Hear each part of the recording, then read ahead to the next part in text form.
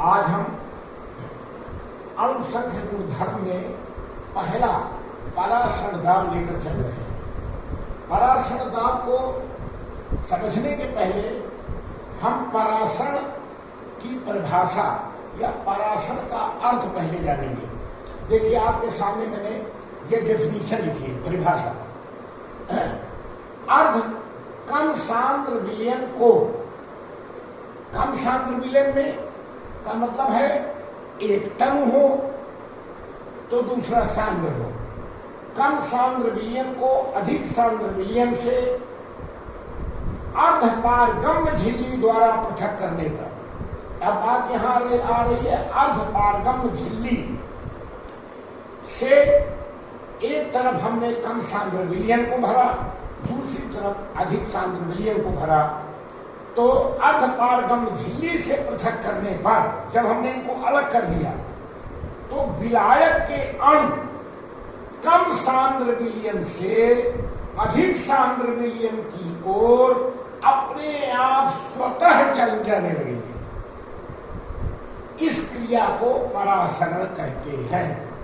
Automatic flow of the solvent molecules from the less concentration से मोर concentration की ओर जाने की इस क्रिया को परासरण कहते हैं। अब अर्धपारगम्य झिल्ली की बात आती है। अर्धपारगम्य झिल्ली का मतलब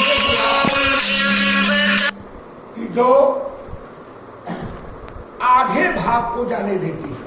आधे भाग का मतलब क्या हुआ, इसको आप लिख सकते हैं डेफिनेशन में, विलेय देती है। शुरू करिए। आधे भाग में दो भाग है विलयन के, विलेय और विलायक।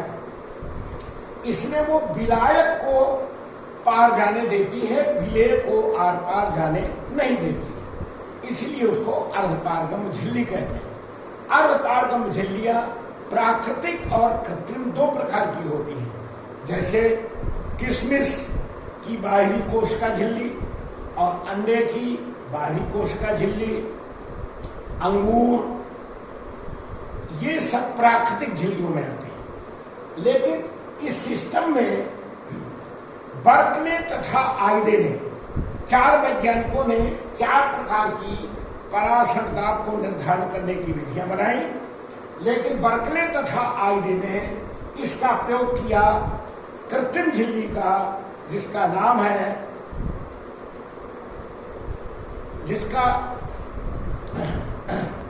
जिसका नाम है श्लेष्मा युक्त या जिलेटिनस कॉपर फेरोसाइनाइड की झिल्ली।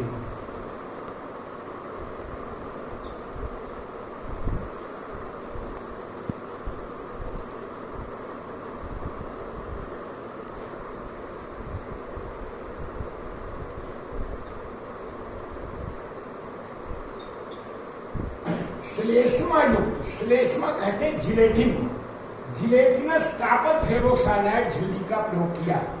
और इस झिल्ली को किसने बनाया? सबसे पहले ट्रॉब ने बनाया था, ट्रॉब। तो इस झिल्ली का प्रयोग किया। ये उत्तम कोट की, या हम कह दें सर्वोत्तम कृत्रिम झिल्ली है अर्धपारगम्य झिल्ली, श्लेष्मा युक्त कॉपर फेरोसाइनाइड वाली झिल्ली, इसका प्रयोग। अब हम एक दो और चीजें लेकर चल सकते हैं, जैसे बाह्य परासरण और अंतः परासरण। बाहरी परासरण का मतलब है जब हम कोई इस प्रकार की चीज लें कि जिसमें हम अंगूर ले लें, अंगूर को इससे ज्यादा सांद्र विलयन में हम डाल दें। ज्यादा सांद्र विलयन का मतलब चीनी का विलयन। तो अंगूर के अंदर का जो विलायक है, जिसे हम पानी कहते हैं, वो बाहर की ओर जाएगा और अंगूर जो है वो सिकुड़ने लगेगा। अर्थात बाह्य परासरण का मतलब क्या हुआ?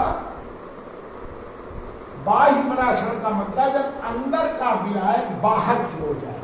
जैसे अंगूर के अंदर का पानी चीनी के अधिक सांद्र विलयन की ओर जाता है तो बाह्य परासरण होगा।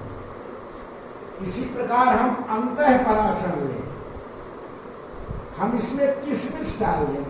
अब किशमिश से कम पतला कौन है? किशमिश से अधिक पतला होगा पानी, जल।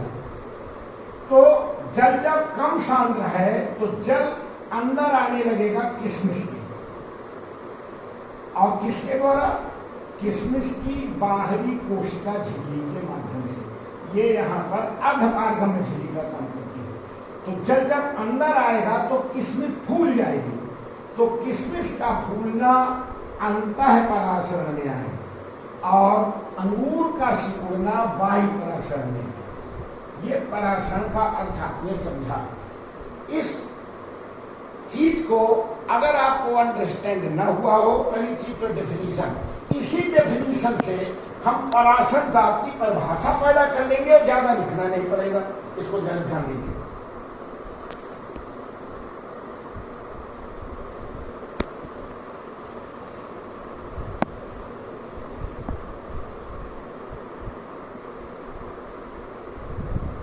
अब हम आते हैं परासरण दाब की परिभाषा। एक्चुअली परासरण दाब का प्रायोगिक अध्ययन बर्कले तथा आईने ने बहुत अच्छा किया। और क्या कहा? देखिए, बर्कले तथा हार्टले के अनुसार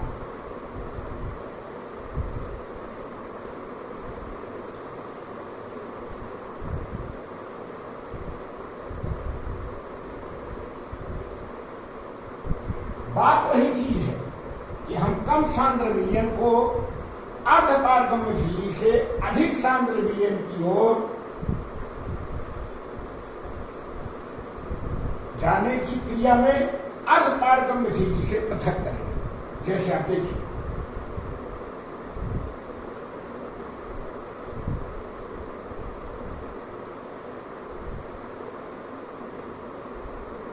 ये अर्धपारगम्य झिल्ली है, ये कम सांद्र विलयन और ये अधिक सांद्र विलयन। अब हमने क्या किया? यहां पर एक पिस्टन लगा दिया, पिस्टन लगा दिया।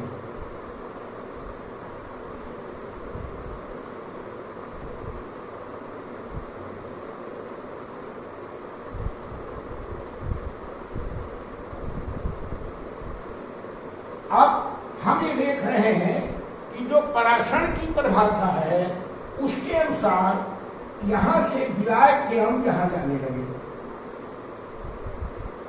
जब विलायक के अणु जाने लगेंगे तो इस विलयन में लेवल इसका बढ़ेगा और ये पिस्टन ऊपर की ओर चलने लगेगा, ऊपर की ओर खींचेगा।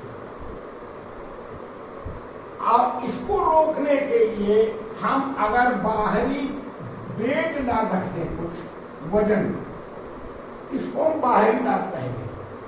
हम वेट रखेंगे और वेट रख करके जब इसका पिस्टन का ऊपर जाना बंद हो जाएगा उसको हम परासरण दाब के रूप में गणना कर लेंगे। अर्थात हम क्या कहेंगे? परासरण दाब ही द्रव स्थैतिक दाब है, द्रव स्थैतिक दाब है, जिसको हम HBG इस फार्मूले से कैलकुलेट करेंगे। H माने वो लेवल जितने लेवल में वो पिस्टन उठ रहा है, D उस विलायक का घनत्व और G गुरुत्वीय त्वरण। तो इस चीज से हमने इसकी कैलकुलेशन किया। तो अब इस डेफिनेशन में, परासरण की डेफिनेशन में केवल हम इतना परिवर्तन कर दें तो परासरण दाब की परिभाषा बन जाएगी। अर्थात जो अणु का प्रवाह अधिक सांद्र से कम सांद्र से अधिक सांद्र की ओर हो रहा है, उस प्रवाह को देखिए, चेंज देखिए, होने वाले स्वतः प्रवाह को रोकने के लिए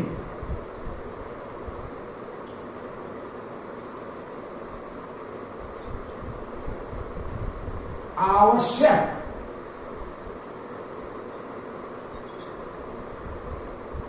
न्यूनतम वाहिदा को, न्यूनतम माने जो आपने वेट रखे थे, न्यूनतम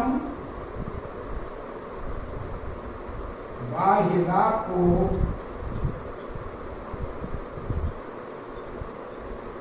परासंख्या कहते हैं।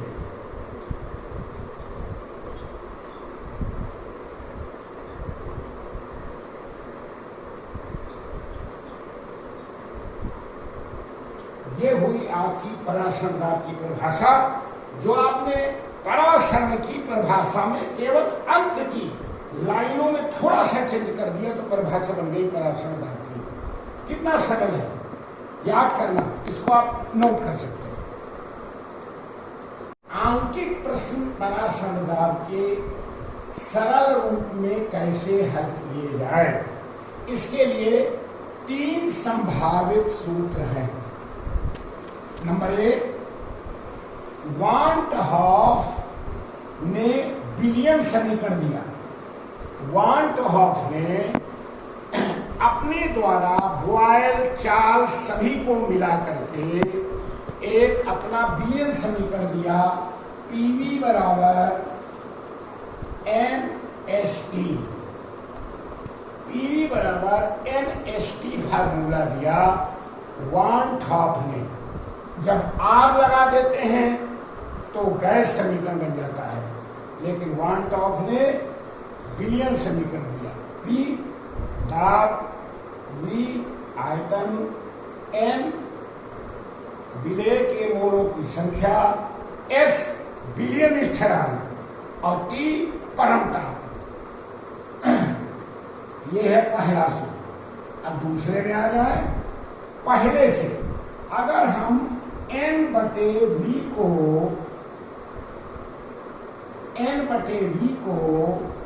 C में बदल दें, C माने मोलर सांद्रता,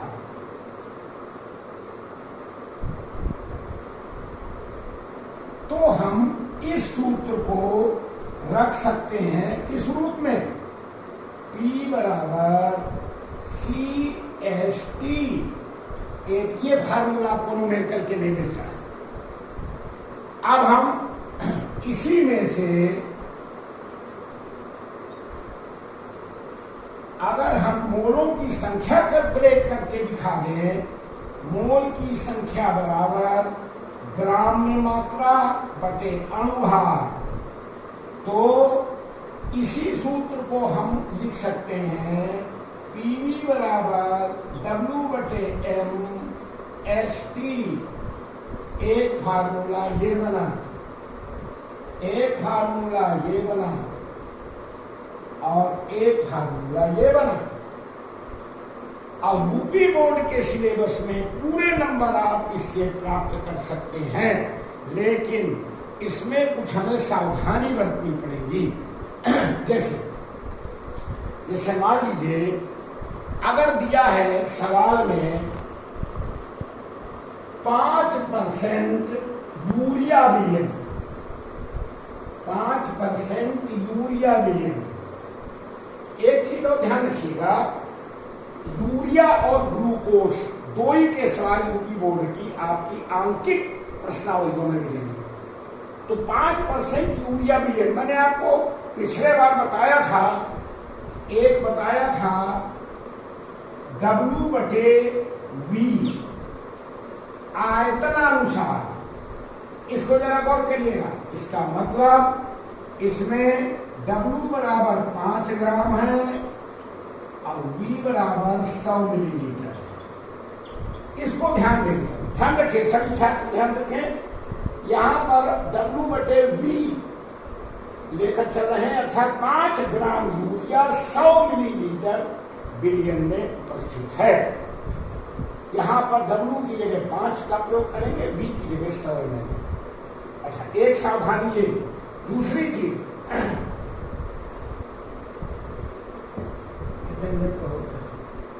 अगर यहां पर C की बात आती है, C यानी मोलर सांद्रता, मोलर सांद्रता, तो इसमें इसका मतलब यदि सवाल में दिया है m/10 मोलर विलियन, क्या m/10 मोलर विलियन, इसका मतलब C का मान 1/10 रखेंगे, ये होगा मोल प्रति लीटर। 1/10 रखा जाएगा, इसको नोट कर लीजिए सभी छात्र और इसको ध्यान रखें, 1/10 रखा जाएगा। इसका अर्थ है, दूसरा अर्थ है कि 1 मोल घुला है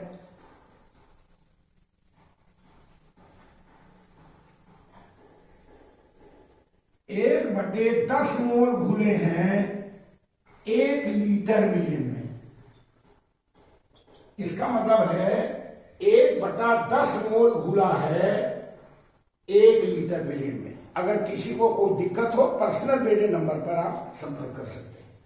तीसरी सावधानी, आज का वीडियो क्लिप समाप्त होने के पहले, तीसरी सावधानी आपको ये बरतनी है कि पहली चीज तो जैसे हमेशा ध्यान रखें, अगर किसी सूत्र में कोई स्थिरांक आ जाता है तो जितने भौतिक राशियां हैं उनके मात्रक स्थिरांक के आधार पर लेकर चले आप, नहीं आपका सवाल गलत हो जाएगा। जैसे बिलियन स्थिरांक में लीटर में दाब दिया है, लीटर में आयतन दिया है, तो उसको वायुमंडल में लेंगे, दाब को किस में लेंगे, वायुमंडल में लेंगे, और आयतन को लीटर में लेंगे। और अगर मिलीमीटर में दाब दिया है तो आयतन मिलीलीटर में लेंगे। इसको बहुत ध्यान रखिएगा, बिलियन स्थिरांक का मात्रक ध्यान से देखिए, फिर पी और वी के और टी के मान उसी अनुसार रखिए, अन्यथा आपका सवाल गलत हो जाएगा। इसको बहुत ध्यान देना है आपको। तो अब आपने ध्यान दिया, पहले वीडियो क्लिप में हमने अणुसंख्य गुणधर्मों का अध्ययन करने के पहले जितने मौलिक ज्ञान की आवश्यकता है वो सब बताया था। आज हमने परासरण दाब को, पहले तो अर्थ आना जरूरी है, फिर उसकी परासरण दाब की परिभाषा, परासरण दाब को एक्चुअली निर्धारण करने के 4 वैज्ञानिकों ने अपना अपना अध्ययन किया, फेफर,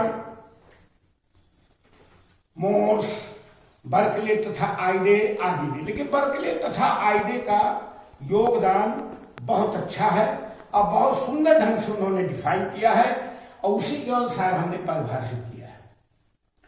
तो ये रहा परासरण दाब के बारे में संपूर्ण ज्ञान। लेकिन न्यूमेरिकल समस्याएं सबसे महत्वपूर्ण होती हैं।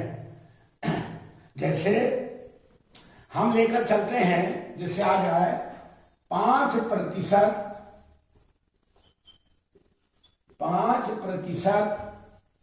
यूरिया विलियन का परासरण दाब निकालिए। मान के चलिए 25 डिग्री सेल्सियस पर।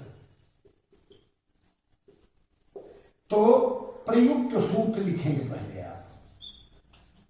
सूत्र में मैंने 3 चीजें दी, लेकिन प्रयुक्त सूत्र आप ये देखिए। जैसे हमने दिया पीवी बराबर W/m/ST, तो P निकालना है, परासरण दाब, P की क्या करनी है हमको, गणना, क्वेश्चन मार्क। V आयतन, V बराबर, गौर करिए 5%, माने W/V, आयतन 100 मिलीलीटर, V बराबर 100 ml, लीटर में बदलेंगे 100/1000 बराबर 1/10 लीटर। ये आप रखेंगे V की जगह में 1/10 लीटर। W बराबर यूरिया की मात्रा W बराबर कितने, देखिए यहां पर 5 ग्राम। यस बिलियन स्थिरांक ये दिया होगा, आपके पेपर में दिया है, दिया होगा, ध्यान रखिए। और टी परमताप, पूरी भाषा में लिखेंगे, शॉर्ट में नहीं। परमताप टी बराबर 25 डिग्री सेल्सियस प्लस 273। अब ये डिग्री केल्विन में बदलकर आप लिखेंगे 298 डिग्री केल्विन। ये मटेरियल जब आप सूत्र में रखेंगे तो ये पता हो गया, दिया है। अच्छा, अब आते हैं अणुभार में। यूरिया का अणुभार, यूरिया का सूत्र होता है NH2CONH2 का अणुभार, ये आप निकालेंगे। ये सब जब रख देंगे इसमें तो आपको पराशर दाब आ जाएगा। और कोई सवाल मत छोड़िएगा। इसके बाद आज पराशर दाब को यही समाप्त करते हैं। नेक्स्ट में आपको दूसरा अणुसंख्यक गुणधर्म वाष्प दाब में अवनमन का ज्ञान कराएंगे। आपेक्षिक शब्द हिंदी में एक है। आपेक्षिक माने किसी के सापेक्ष जब अध्ययन किया जाता है तो उसको आपेक्षिक कहते हैं, सापेक्ष। इसलिए इसमें आपेक्षिक अवनमन, अवनमन लेकिन आपेक्षिक माने किसी मूल राशि के सापेक्ष में कितना परिवर्तन हुआ उसे आपेक्षिक अवनमन कहेंगे। इस शब्द के साथ आज की वीडियो क्लिप समाप्त।